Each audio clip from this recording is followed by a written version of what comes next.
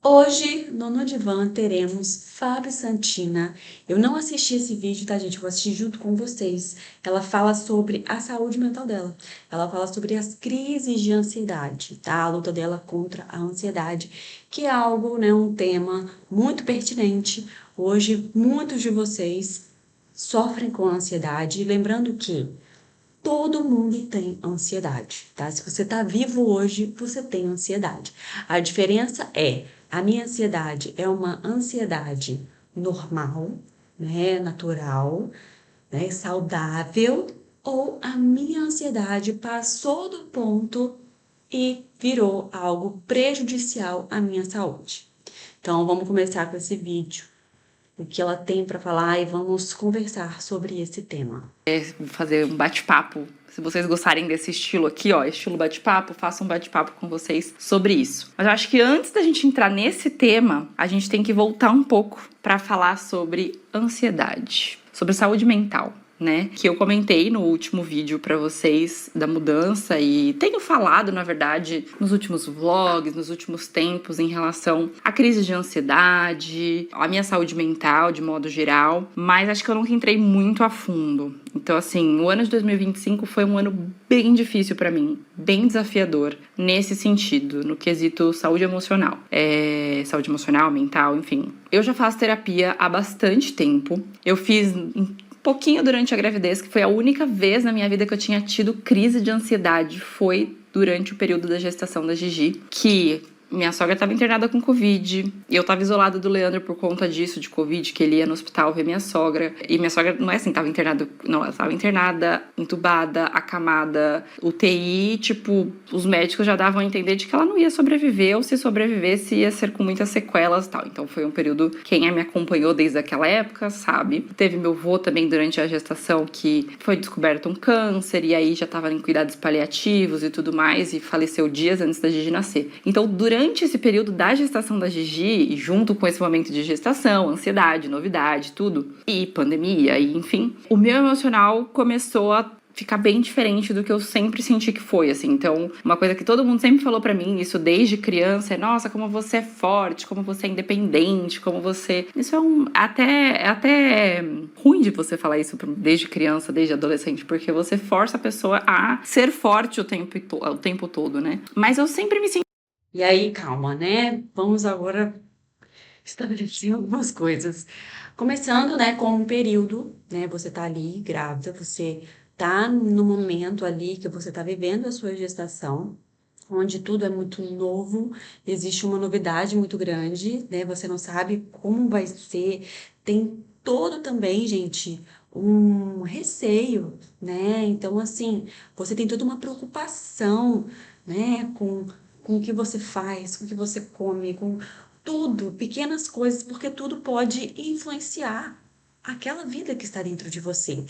E ela estava sobre um contexto de pandemia, né? Onde ela tinha um contato ali direto, digamos assim, né? Com a doença, porque a sogra dela estava internada nessa situação, o que já gera uma super preocupação, uma super ansiedade, porque a pessoa está internada, você não sabe, né, se vai estar viva no outro dia, do jeito que ela falou, né? Então, assim, ela corria um risco muito grande. Então, tem todo um impacto emocional nesse sentido de, meu Deus, será que a gente vai perder essa pessoa, né? Então, assim, e tudo muda, gente, a rotina muda. Quando você tá com uma pessoa acamada dentro de casa, já muda tudo. Imagina uma pessoa no hospital correndo risco de vida. E aí ela teve que se afastar do marido nesse momento onde você precisa de um suporte, né? Você tá grávida ali, então você precisa de um suporte, né? Principalmente de quem tá com você, né? Então ela não teve esse suporte. E além da preocupação da maternidade, vem todo um conflito interno também sobre: será que eu vou conseguir ser uma boa mãe? Tem todo um questionamento que se faz, né, diante de uma gestação. Então a gente pode perceber o quanto foi conturbado, né, esse momento para ela. E depois tem a questão do avô, ela vive um luto. Então, assim, foram muitas coisas que aconteceram ao mesmo tempo. E essa questão de, eu sou muito forte, as pessoas acham que isso é uma vantagem. Nossa, eu sou muito forte, eu aguento muita coisa. Gente, você só vai somatizando. Eu tenho que te dizer isso. Uma hora isso vai explodir. Porque é como se você pegasse e fosse colocando por debaixo do tapete, sabe? Pegasse. Uma hora, amor, vai encher. Uma hora não vai ter como mais esconder debaixo do tapete, porque já tá tudo lotado, sabe? Então, uma hora isso vai explodir. Senti assim, forte, independente, resolvo meus próprios problemas, isso e aquilo. Mas na gestação eu não me senti assim. Na gestação eu me senti frágil. Eu sempre fui a pessoa que não chora. E as pessoas sempre falaram muito isso. Nossa, a Fabi não chora, a Fabi não é coração de gelo. Até tem um texto no meu livro A Vida Não É uma.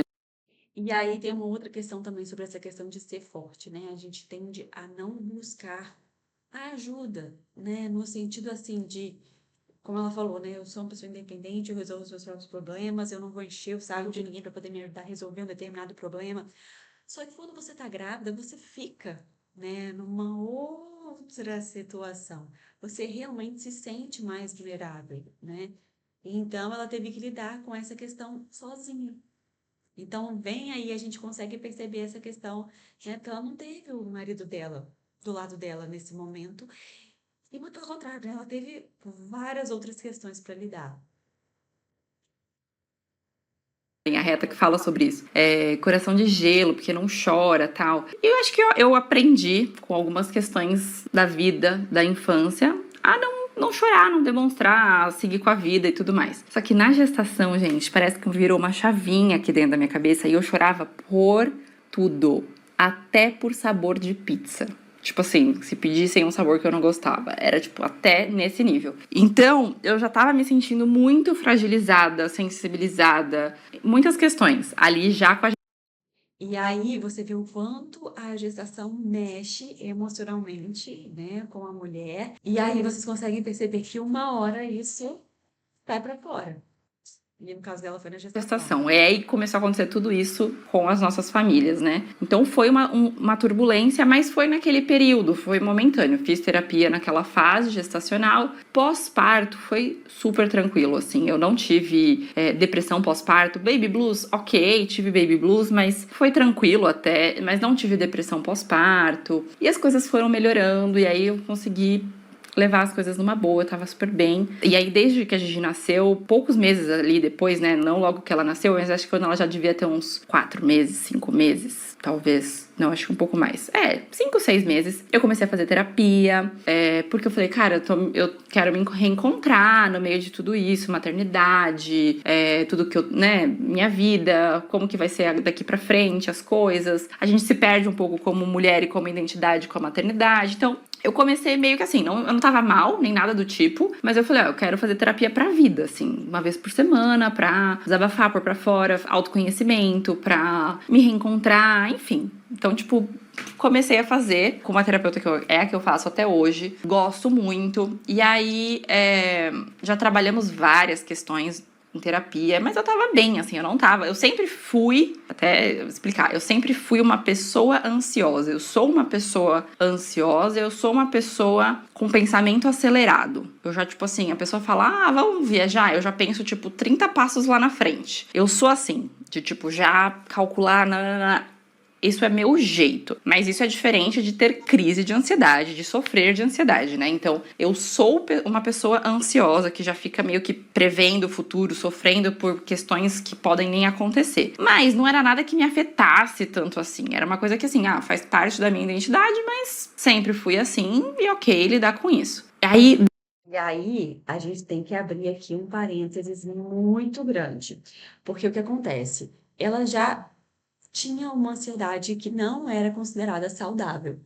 E aí ela conseguia lidar, né, tranquilamente no dia a dia. Mas, de alguma forma, isso impactava a vida dela, não tem como, né? Ela pode falar que não, mas isso traz muitas questões, porque você, gente, você gasta uma energia e um desgaste emocional pensando em coisas que talvez você nem vai viver, sabe? Pensando em coisas, se preocupando com problemas que talvez eles nem aconteçam. Então, isso já passa do limite do que é saudável. Desde que eu tive a perda, 1 ano e meio, 1 ano e meses depois que a Gigi já tinha nascido, né? Então a Gigi tinha 1 ano e 3 para 4 meses que eu engravidei novamente, né? Então, quem acompanhou isso nessa época também sabe, eu tive uma segunda gestação, depois eu tive um aborto espontâneo, né? Então, eu tive uma perda, que foi ali, tipo, depois de 1 mês, mais ou menos, que eu descobri. Então, foi um período de... Tem vídeos disso no canal também, que não sabia se ia pra frente, se não ia pra frente, e aí fazia exame, a cada 48 horas eu fazia exame de sangue, porque continuava subindo o beta-HCG, mas ele não dobrava, então estava evoluindo, mas não como deveria, enfim. Então foi um período bem complicado ali. Foi uma gravidez que a gente queria o segundo filho naquela época e tudo. Não foi tão planejado no sentido de naquele mês a gente tava assim, daqui a pouco a gente libera pra, né, começar a tentar engravidar. E aí aconteceu, tipo, muito rápido, assim. Eu ainda estava amamentando a Gigi na época. E aí eu comecei a fazer o desmame junto com a perda. Então também foi...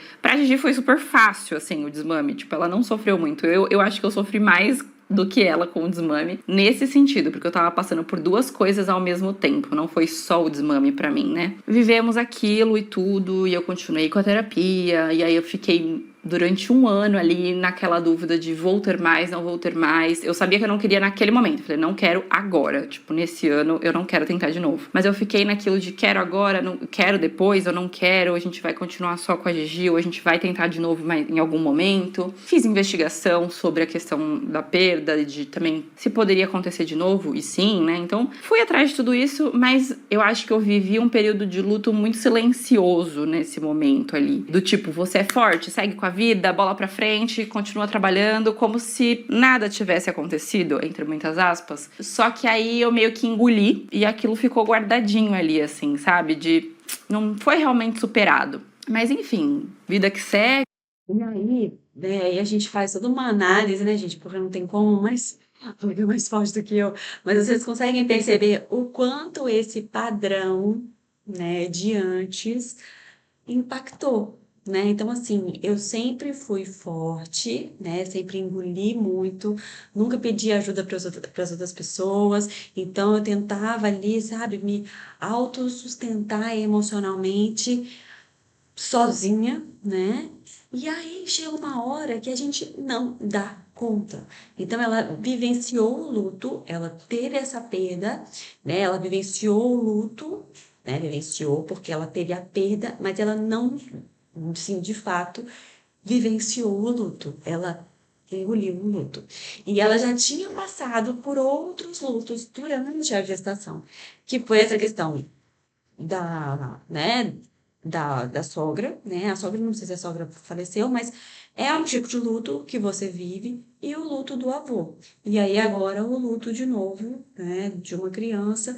E, e assim, gente, quando a gente fala de luto, a gente fala muito sobre essa questão de morte física, mas existe a morte simbólica.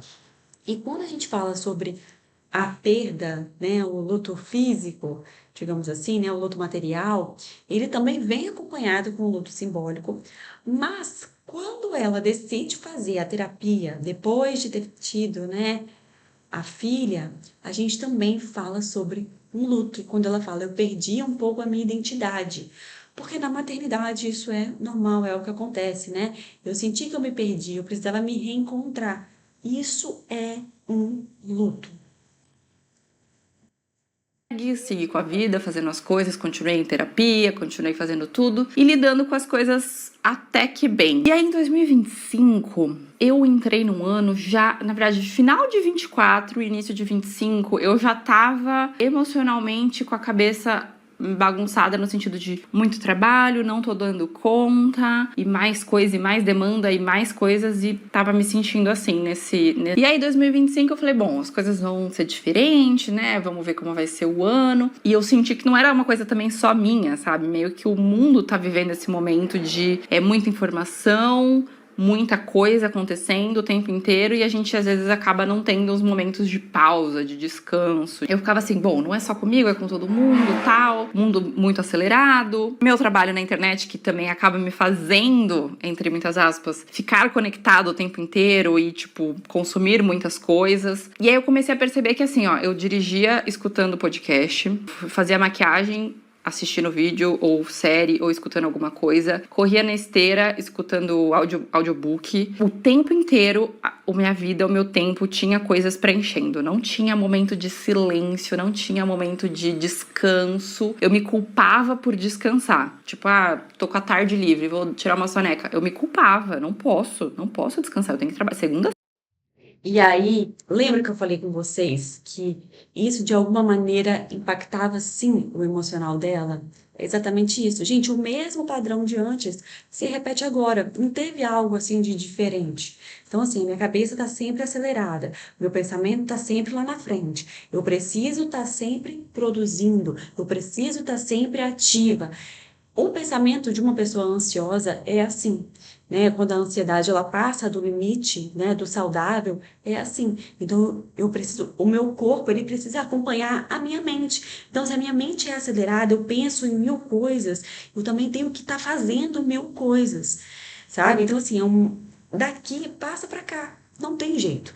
E aí, essa questão que ela traz de se culpar por descansar. Muitos de vocês, muitas pessoas que sofrem de ansiedade têm esse mesmo pensamento, né? Esse mesmo sentimento de que eu não posso descansar errado, né? Eu preciso estar fazendo, eu preciso estar produzindo. Existe uma cobrança muito grande. Você nunca está satisfeito, né? Você pode fazer, mas você só foca no que faltou fazer, sabe? E aí a gente entra nesse looping aí de eu preciso estar sempre bem informado, eu preciso estar sempre preenchendo o meu tempo, sabe? Com essa questão de produtividade. Só que tudo tem um preço, né? Sexta, de tal a tal horário eu tenho que estar trabalhando. E essa vida acelerada, frenética, e tentando preencher cada lacuna, fazer cada vez mais, e ao mesmo tempo eu senti que não estava fazendo o suficiente, que sempre você olha ao redor e fala, cara, as pessoas estão fazendo isso, aquilo, viagem, aquilo outro, 30 mil projetos, 30 mil coisas novas, e eu só fiz isso. Só que, cara, não é só fiz isso, eu fiz um monte de coisa, ainda tô criando uma filha, e, enfim, mas a gente se compara o tempo inteiro com essas pequenas frações da vida das pessoas, né? E às vezes a gente se compara com uma coisa que nem é o que a gente quer pra nossa vida, né? É só no sentido de, nossa, olha o que aquela pessoa fez e eu não fiz, mas às vezes eu não quero fazer a mesma coisa que ela fez, mas a gente se compara. Então eu comecei a entrar nesse looping de comparação e de me sentir não fazendo o suficiente e com muita demanda e não dando conta e sentindo que eu não ia dar conta cada vez mais e mais. Então eu já comecei no ano de 2025 assim, e foi piorando. E aí o Leandro sofreu acidente de carro em março. Foi logo no começo do ano, em março. E aí, foi meio que uma gota d'água ali para muitas questões nossas como casal, mas também me sobrecarregou mais, porque ele não podia pegar a Gigi no colo por uns 3 meses, não podia buscar levar ela na escola, então só eu podia fazer isso, dar banho, certas coisas em relação aos cuidados da Gigi, que a gente sempre dividiu muito, ficaram muito só comigo, fora as outras demandas que também já eram minhas. E não vou dar conta, não estou dando conta, não aguento mais, como que vai ser? E aí eu comecei a pifar, literalmente, assim, em relação a tudo, a trabalho, a vida pessoal, ao relacionamento, tudo. Eu comecei a ficar muito estressada, com muita ansiedade, e eu tava num mix entre crises de ansiedade / burnout, que até então eu não sabia, mas eu achava que era, tipo, mais pra crise de ansiedade, e o início de depressão.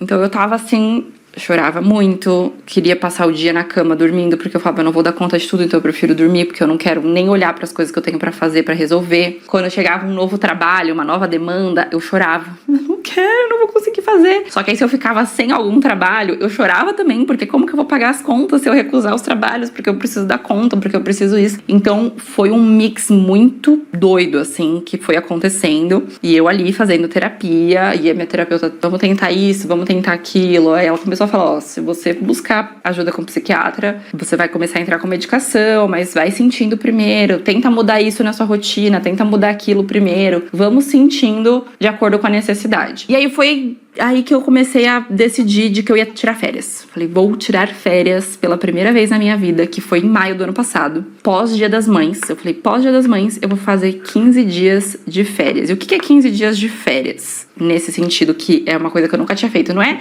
15 dias viajando, 15... Não, 15 dias sem acessar as redes sociais. Nem pra postar e nem pra consumir. Então, eu não ia deixar conteúdo programado para esses 15 dias, não iria fazer trabalho nesses 15 dias, inclusive nem reuniões, nem roteiros, tipo, nada. Eu falei, avisa os clientes que ou eu faço as coisas antes, ou após 15 dias eu volto e faço reunião, enfim. Mas nesses 15 dias eu não vou falar nada sobre trabalho, não vou entrar nas redes sociais, não vou consumir nada. Nem série eu assisti, pra vocês terem uma noção. Quando eu coloquei isso na minha vida, tipo, a partir de tal data eu vou entrar de férias por 15 dias, me deu um gás para aquele último mês antes das férias eu dar conta das demandas, dos trabalhos, porque eu falei, não, tem umas férias programadas, eu vou ter um tempo para desligar.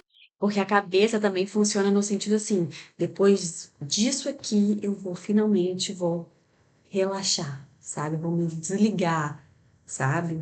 E é muito essencial a gente ter esses momentos.